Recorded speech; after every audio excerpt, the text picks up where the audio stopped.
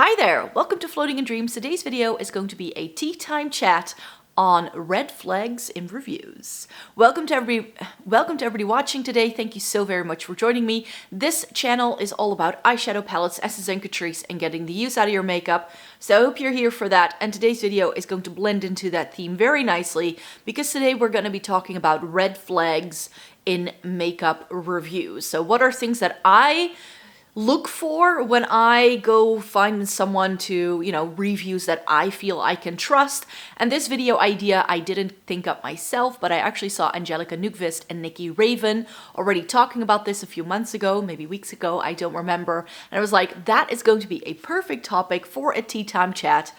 I've got my cup of tea, so let's get stuck in. But before we get into the video, I have to point out that I have fair skin with a cool to neutral undertone, which greatly skews my makeup preferences. And I have been in the game for a long time, so I have some very strong opinions, so I also know exactly what to look for in these makeup reviews. And if you're here for all of that goodness and you would like to join the Snow Angel family, all you need to do is click the subscribe button down below.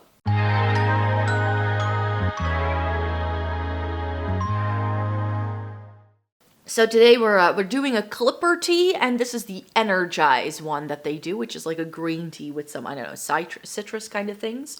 I just fancied a cup of tea, so that's why we're sitting down to film this video as well. So yeah, let me chat to you about why I wanted to do this video first. So I think that by now I have been around for long enough to know exactly what it is that I'm looking for when I find reviews, and I kind of started focusing my blog and, well, my YouTube channel isn't that review based, I would say. I'm not like trying to review like the newest of the new or anything, but the way that I go about it is precisely because I was missing a level of like in-depthness to some of the reviews that I was finding at the time. Truth be told, since this is now a little bit of like a side gig for me, I do not tend to watch a lot of channels for reviews anymore, mainly because I don't want to like get mixed up in the hype that is sometimes created around some products. So I try to not seek out reviews until I have tried a product myself. So I do not tend to watch a lot of reviews anymore myself, just so I'm not biased and I already have a very strong opinion about a product going into it, because it can just influence your opinion. So I know that some of you in the comments sometimes say things like, wow, you have a very different opinion from what I hear on other channels. That may actually be why, because I don't go around seeking out what other people think of products. I tend to just give my opinion as it is to add it to the sphere, and I think that that's also sort of become my spiel on here, is that because I have that different opinion, there are people who seek out my videos because I try to forgo the hype, and I try to sort of pierce through that by not participating in the hype at first, myself from the start, so that I'm not too biased. But, that's one of the things I actually want to touch upon in the video, that any review you're gonna watch is going to be biased to some point. So yeah, that's definitely where I'm coming from with this channel as well. And why I wanted to do this video is because I think that, especially with how things are organized on YouTube channels, but now of course also on TikTok, it can sometimes be very difficult to find when something is a review and when something is something else. So that's another point I would like to touch upon in a minute. I don't have any notes, so if this is going to be very rambly, then I do apologize in advance. I was just like, I fancy a cup of tea. I'm just gonna sit down and chat about this. So if it meanders a little bit, then I hope you don't mind. So yeah, let me touch upon the things I look for in a review and why I started reviewing makeup the way I do it. And this goes back to, 2012 makeup reviews, like a decade ago, when I first really started like focusing on my blog more so, back when beauty blogs were definitely a thing. What started happening at a certain point is that a lot of people got really good at product photography, and that they were showing all these beautiful pictures, but I could no longer tell what in the picture was going to be the product and what was background, because sometimes it just blended away completely. So it became this like, where is Waldo, trying to find like what the lipstick was they were actually trying to like chat about. So that became a pet peeve of mine, which is why whenever I show you pictures of products, that it's like a clean background and there's very little in the picture to distract from the actual product. I know I can make my images a lot better by making them more aesthetically pleasing and like, you know, playing around with the exposure and changing all that. But I have always been very adverse to that, because the reason why beauty products and like beauty bloggers became a thing was because when we were all first on the game, I mean, we were doing something that the beauty industry just wasn't giving us. So before beauty blogs, before the internet, a beauty review would be an image shot in a magazine, which was very aesthetically pleasing, but you got little to no product information. You just got a price. You knew nothing about the texture. You knew nothing about what the product could do for whatever skin type might be yours.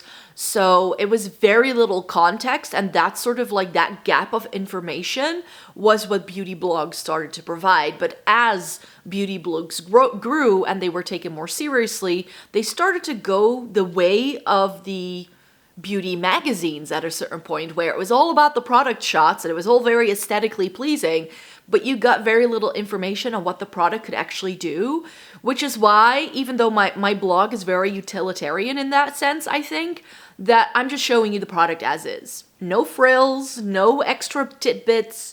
I don't even edit my images. Like, the only editing I do is that I cropped them to a certain size, and that's all I do. I don't put any layers over it. I don't use any filters.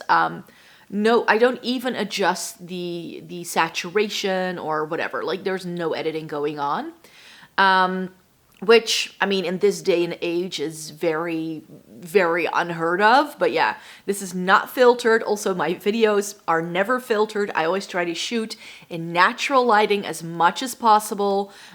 There are certain videos I can shoot without studio lighting, but I try to do all of that just so I can really give you a feel of whatever it is my camera picks up on, and trying to get as realistic of a representation of the product as I possibly can, but without altering any of, like, very often, like, if you want to adjust, like, for lighting and all that, like, I'm really happy we're in spring, summer, because it means we've got much better lighting now than we did a few months ago.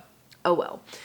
So that's definitely something that I'm looking for. Like, if I'm looking for images of a product, I tend to go to Reddit nowadays, because that's where people have taken products, you know, with their, like, product shots with their phone on their windowsill. That's how I started beauty blogging. And then I feel I get a much better idea of what a product can do than when I see it, like, promoted on a website, if that makes any sense. I mean, studio lighting definitely has a role, like, if you want to be very consistent in your lighting, but for me, it's just never been very attainable to be able to produce that kind of content. And it's just something that I've just never done. So then the steps I like to take whenever I review a makeup product are a couple of steps. Like, you know, when I write it out on my blog post, there's always a couple of steps that I take. It's about where you can buy it and how expensive it is, what my expectations are going into the product, how it swatches, what my experience is using it, going into formula and texture a little bit, and then I round it up with my thoughts of whether I think this is worth it. Should you buy this product, yes or no? And then who is this product right for if I don't like it? Or if I really like it, maybe who is this not right for? I always try to sort of balance things out. And those, I think, are always things that I look for whenever I want to find a review. I want to see what things look like on people's faces. I want to know what their experience using it is. And not just like a first impression, but really like having used it for a while, which is why I never do product reviews until I've put them in into a Shop My Stash and I've been able to give them a bit of time. Like, I will not review a foundation unless I've tried it for a week. I just won't. because I want to go beyond the first impressions. So if we're then talking about, review red flags, and I think that this, with how much makeup is coming out, the first impression review has almost become some sort of norm where, especially on TikTok, people just go like, oh my God, it's amazing. I've never felt that way about a product the first time I put it on my face. Like, I have had a negative experience like almost instantly with some products in the past, but this like, oh my, this is the best thing ever. I don't really feel that way about a product right off the bat. I always know I need to go back to it. I need to try it more in order to really see it in different conditions, wear it throughout the day. Is this going to hold up, or is it going to pull into fine lines and wrinkles? Like, all of that stuff just matters to me when it comes to doing a review. And that's just something that is very, like, if you're truly want to stay in the game, then you almost need those like, oh my God, kind of content bits, because that's what does really well with algorithms and engagement rates, and it's just not what I like to do. But yeah, so for me, I think that one red flag is if someone never goes beyond first impressions. If I only ever see a product once and then never see it again. That's been a reason why I stopped following a lot of people on YouTube over the years, or why I no longer watch a lot of their videos. And I understand that that's also part of it. Once you start receiving so much PR that you can barely keep up, it's going to be very difficult to go back to things and to try them again. And that's definitely something that I struggle with. I get a lot of questions from people like, don't you want to do this full time? Because with the amount of people following me on YouTube, I could definitely do it. Like, I could make this my full-time job. But do I want to like get so many new products in that I no longer even can keep track of what it is that's coming in? I'm not sure I want that. So that's why I'm trying to be very careful and sort of trying to, toe that line of, what I feel comfortable doing and whatever. And maybe at some point I might step over that line, but who knows? I'm not entirely sure. I mean, I'm not a perfect human being, so at some point in time I might feel differently. But that's definitely also been like a red flag to me, is that, when people are very happy and enthusiastic about products when they have affiliate links for them, or if they, have something that they've received in PR, or if they're sponsored to talk about it, but then you never ever hear them talking about it ever again. And then I'm like, I'm not entirely sure. And then I especially sometimes feel bad when, for instance, I don't give a glowing review to a product that I've tried, that some people in the comments will go like, but you should watch this and this and that person because they love this. And then I go watch those videos because they will refer me to those channels. And then I just go like, but they have affiliate links and they're very, they say in the first minute of the video that the products were sent to them by the brand. And then I'm like, I'm not sure, like, and I don't know these creators well enough to see whether these like products keep cropping up in their videos or if this is a video that they're recording because it's part of some sort of deal. I sometimes can't tell the difference either. So I really want to also make this video to sort of, well, not warn you, but help you figure out, like, is someone genuinely excited for this? Or is this something that they're excited for because they can make money off of you? And I think that is definitely sort of, that's how you make money on these platforms. There's nothing wrong with that in itself. But that's why I think, be careful who you trust, who you don't trust. And if you see someone, pushing products but then never talking about them again, that's another red flag for me. And that's then something where I'm like, I don't think I want to, take you up on your word for loving this product, yes or no, because that's definitely something. And, people can change opinions for sure. And I am also very aware that not everybody watches all of my videos. So I'm pretty sure that for some people, it might seem that way with me as well, but then, you know, do you watch someone regularly enough to really be able to make that sort of decision for yourself? So I would always watch a few videos from a creator if you start doubting, just to see how consistent they actually are, because sometimes that's just also something you're not aware of as a viewer. Because maybe you're not watching everything that they do.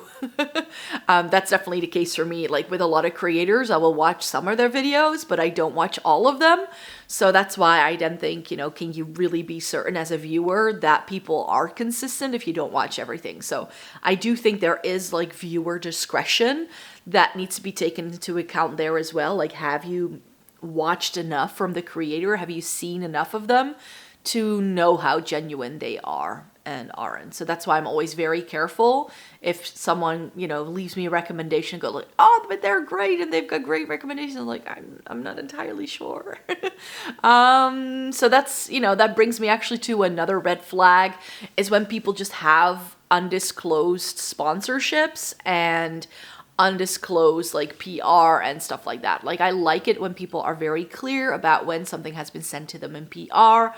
I try to be very mindful of that myself. I don't like, I think I could be a little bit more consistent with it, I'm pretty sure. But yeah, that's just something that you need to be very aware of, that there are, you know, not because people, I don't think that people do it consciously. I think that there's also a group of people who just don't know that that may be better. But then I hope that they can learn and that, you know, they are willing to make that change. But I've always tried to be very careful of, like, you know, labeling something very clearly as, you know, something being PR, whether it's been sent to me, whether I've been paid to talk about something, and when something is an affiliate link, that's always very, like, evident from my description box as well, if I do leave those links. But most of the links in my description box are just links to reviews to my blog, so they're very often not affiliated. The next point I would like to make has to do with what is actually a review. Like, when is something a review? So in my brain, a review is only done if I call that video a review. So a lipstick review, when Catrice has a new lipstick line, or for instance, I do a monthly overview of eyeshadow palettes that I've tried for the first time. Those are reviews. But when I tell you about my favorite 10 spring palettes, I don't think that's a review, because it's not me trying the product for the first time, even though I'm giving quite similar information. And I think that for me as a creator, there are different things that I like to do in those videos, precisely because I don't see it as a review. If you want more information about a spring palette, I have a review up for you. So if you want to see swatches and looks, and you want to, you know, you want to see how it performs, then you can go into other videos I do. But what I feel, and that this again has to do with like shifting preferences and algorithms and all that, what people seem to want, is to get as much information as possible in as little time as possible, so that even when you do an overview of like 10 spring palettes, people still want you to swatch out the entire palette, to, you know, do close-ups, do all of that, where I'm just, you know, like we're friends telling you about products that I enjoy.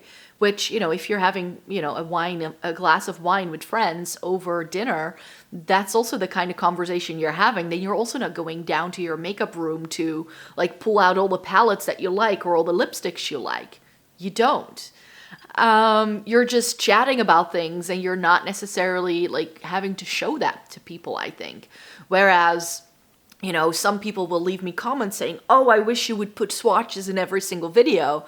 And I'm like, there's a couple of reasons. I actually talked about the uselessness of swatches in another one of these tea time chats, so I can make sure to link that down below if you want to hear all of my thoughts. But there are a couple of reasons why I think that swatches aren't necessarily they don't need to happen in every single video. Because it's not a review, it's not about how something swatches for me to say, this is a great spring palette. Most of the recommendations in that video are based on color story. It has nothing to do with the quality of the palette itself, why I would say this is a great spring palette. It's much more about what colors are in the palette for me. So that's another reason why. Plus, if I, as a creator, would swatch out every single product in every single video I do, I would end up hitting pan just from swatching. And I don't know if you know this, if you've ever swatched your products very often, but every single time you go in there with your fingers, it can mess with the formula. Your hands need to be very clean. And whenever I take my pictures and I do those kind of things, I make sure I do all of those things. But what I don't want to do is that I use the products in such an unnatural way that it can deflect from how I experience using the product when I'm actually going to use it on my face.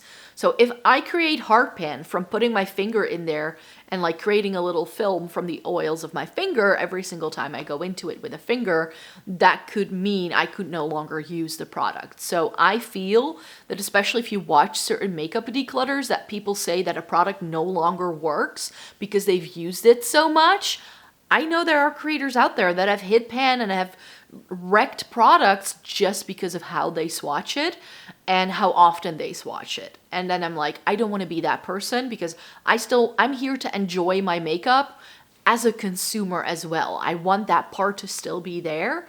And I could just no longer do that if I do put swatches into every video. So for me, if the title says review, then I'm doing a review, and then I try to give you all of that information that I've, talked about before. I don't think that if I review eyeshadow palettes, I necessarily tell you about the price point and where I got it. But for instance, if I talk about a product that I've had to import, I always talk about that, like the shipping and handling fees and how expensive it then is. Because I think, just giving the price is not that helpful because, what is expensive to one person isn't necessarily expensive to another, depending on your experience and your budget. So, for some people, a 15 euro eyeshadow palette is expensive, whereas for someone else, a 125 euro one, they go like, fine. So that's also something to take into account. And, especially if you're making videos, a lot of people can, watch this, and so you try to navigate and try to keep the middle ground for as many people as you possibly can. And that actually brings me to my next point, because another thing that really greatly factors into it, and I mentioned it at the start of the video, is that any review, if it's only tried by one person, it's going to have some level of bias.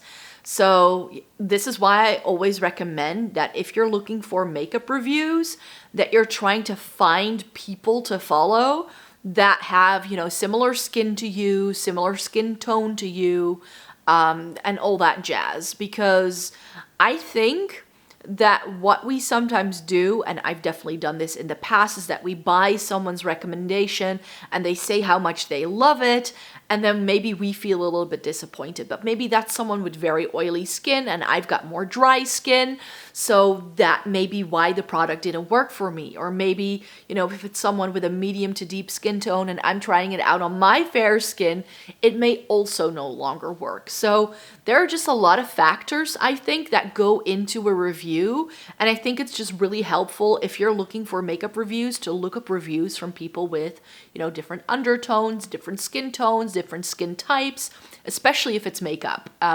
If it's like eyeshadow, to look for people with different eye shapes. And if you're only, following influencers who are doing these really creative looks and they have tons of lid space and, they are 20 years old and you are in your 40s and trying to recreate those looks on perhaps more textured lids, and maybe you have hooded deep set eyes and you're wondering why your eyeshadow doesn't look the same. That has nothing to do with your level of skill, your level of the products you use, the brushes you use. If your anatomy is just not going to line up with the people you're trying to replicate, it's not going to work. Again, something I learned the hard way myself when I was first starting out with makeup and I was trying to recreate these looks that I saw on some of my favorite creators. And then I was like, why is it not working? Until I, worked out what kind of eye shape I have, and I was able to, figure that out and work with it rather than against it. And then things started to work for me. So I can give you tips and tricks, but you need to bear in mind that whatever tips and tricks I share, whatever opinions I share in my reviews and in my videos, they're always going to be based on my unique experience, and that experience doesn't have to be yours. That doesn't make my review bad. It just means that my experience and therefore my review doesn't go with what you're looking for. And I think that that's another factor we just need to be very mindful of. I get quite a lot of comments sometimes when I do product comparisons as shorts that people say like, oh, but these are nothing alike. These are nothing alike. And I'm like, it's not about how much alike they are. For me, it's about how similar they can be and whether something can give me a similar experience. To me, that warrants a dupe, even though they're not 100% exactly the same thing. If it can give me the same experience at a cheaper price point, then I'm game. I'm game. Doesn't mean it's going to look the same on everybody else. So what is a dupe for me may not be a dupe for you.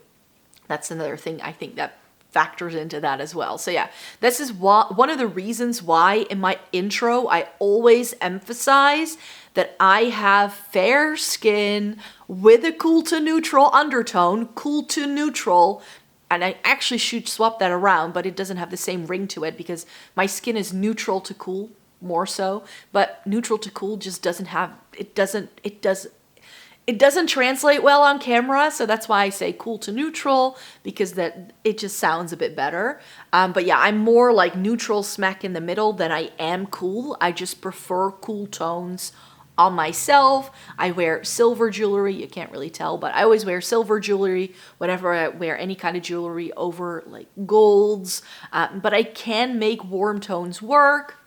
Case in point, the look I'm wearing today, because I do have that neutral undertone. So certain, like if things lean more peach rather than pink, it works a little bit better on me, which is why I prefer peach highlighters over pinky ones. Foundations with a peachy undertone tend to work quite well for me rather than, foundations that are truly pink leaning. But if they're truly warm toned and they're very yellow, it doesn't work for me, which is why I don't love yellows on me. True oranges don't work for me very well. But if it's like this like murky middle ground, which is why I tend to prefer so many of these like in-betweeny kind of shades where it's got a little bit of this, but it can also have a little bit of this. The reason why I love taupe, teal, and mauve is because it is these like, it's these blend kind of shades and it's not like too close going one way or another, because it's just what works best on me. And I think that because I know so well what works on me, I don't think people always understand that, that also goes into my reviews, because I know very well what I like. I know very well what I'm looking for when I'm buying a product. And by now, I'm at a point where I don't need to watch reviews to take the decision whether I want to try something or not. Like I can look at images online and 9 out of 10 times I can gauge quite well whether I will like this, yes or no. However, because I make these videos, I tend to try products that maybe if I were just doing this as a consumer thing, I would not buy. So for instance, I went over some of my recent cool toned eyeshadow palettes a couple of weeks ago, and I tried the Vive 90s.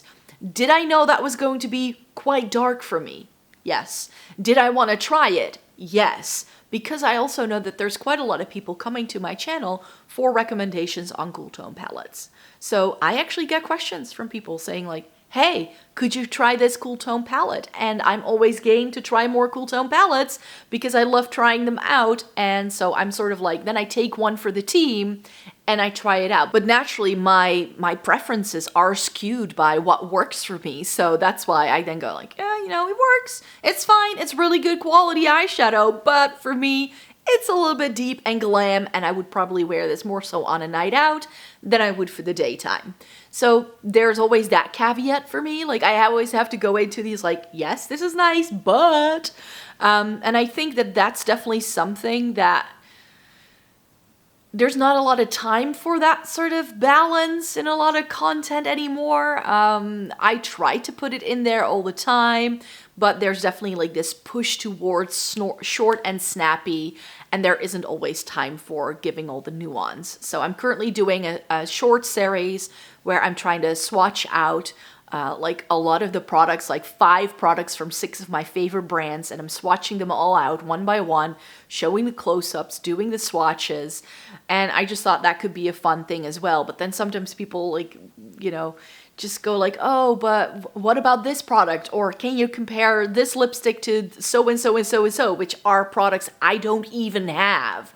And then I'm like, if you go to Sephora physically and you pick that lipstick from the shelf and you go to the other counter and take the other lipstick from the shelf and you swatch them next to each other, I think that's going to be even more helpful. But people really sort of almost demand that as a creator, you take away all of their worries and you answer all of their questions up front, which I try to do. I already include a lot of my videos, but then people complain at the same time that the video is too long.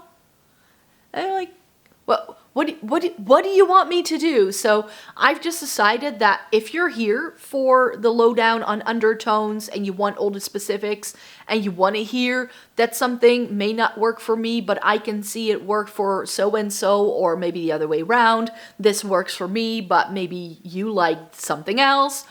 If you're here for the nuance, then that's going to be my spiel, because I know there are people out there that do want all the information and who don't need it to be short and snappy.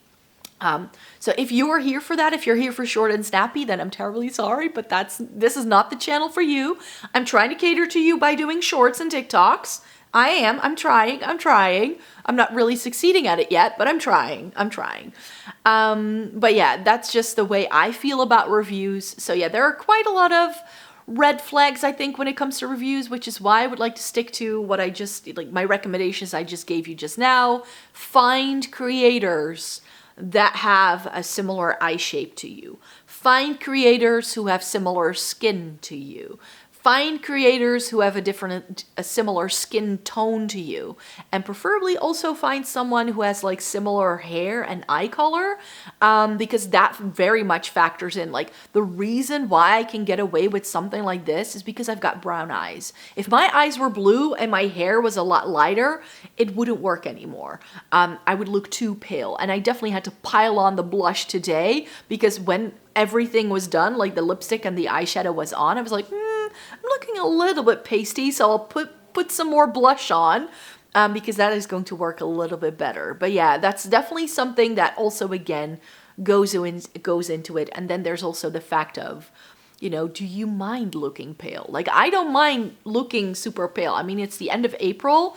We haven't had any nice weather here in the Netherlands just yet. Every single time it looks like it's going to be spring, and then we still get rain and wind and it's really cold and you just want to put on sweaters. Like, at this point in time, I'm so happy I don't do transitional wardrobes, because if I had stuffed away all of my winter gear by now, I would have been so cold for the past 6 weeks, because I cleared out my wardrobe in February, and that would have been like a nice point to like go like, oh, I'm gonna focus on the spring stuff. But the days where I've just been wearing like a blouse or a t-shirt like this, like I can wear a t-shirt right now because I'm filming a video, but yeah, it's been cold. It's been cold, and I'm trying to like force it by wearing my like linen shirts. Like, I'm just gonna force it, but I've been cold at work, I have to say. So yeah, I haven't seen much sun yet, and that means I'm probably going to be staying quite pale. I stay pale all year, but I definitely feel always like the end of winter is when I'm at my palest, and then in the summer I tend to like get a little bit of a change of, like, my undertone doesn't really change, but I get a little bit deeper, and it definitely like skews what foundations look good on me and what bronzers I might use, mainly those two categories. But I feel that this year is just like I've just been pasty pale for the past 6 months. So yeah, there's definitely that goes into it as well. So I don't mind being pale. I know that everybody likes it and they go in with the self tanner, and I've just always been like, it's what I've been blessed with, so I'm just gonna make the best of it, rather than trying to like actively like go against it. I mean, I love this. The other day as well, someone was leaving comments talking about my nail beds, how they're super small. I'm like, what? You want me to take fake nails because I've got really small baby nails? Yeah, I can't help it. I've always had them. Like, I've tried to do my nails for years, like for more than a decade. I pushed myself to do nail polish. And it was a disaster the whole way. And then at a certain point, I was just like, you know what? I'm just going to leave them as is. And I've got really, really wide nail tips. Like, I'm not sure if you can see, but I've got really, really short nails. And then really, really strong white nail tips. Like, I always have a French manicure. Just naturally. Just naturally. If I put I can put a clear nail polish on and it's going to still look like this. The reason why I don't do that is because if I then just wear clear nail polish on my nails, it tends to turn your nails yellow after a while. So then your nail care routine starts to become a little bit more intensive. So I've just decided to go this way. I sometimes go like, oh, I should paint my nails again. I still have loads of nail polish as well, but I just can't be bothered. And I'm like, you know what? I'm here for the realness. I hope you're here for the realness. So those were some of my red flags when it comes to makeup reviews. Let me know in a comment down below whether you have any. I'm sure I haven't covered everything, but I feel I've been chatting to you for way too long. So I just want to round out the video right here. Let me know in a comment down below what you feel. I always love the engagement on these videos. You guys always seem to love chatting to each other in the comments on these videos, and I love chatting to you as well. So definitely leave your take and what you are looking for in reviews and what your red flags are. I would love to know, and then I hope you would like to stay tuned because I do one of these every single month, and I have lots of other reviews and content coming your way as well. So I hope you're here for it. Thumbs up this one in the meantime, and then I hope to see you in my next video. Bye-bye!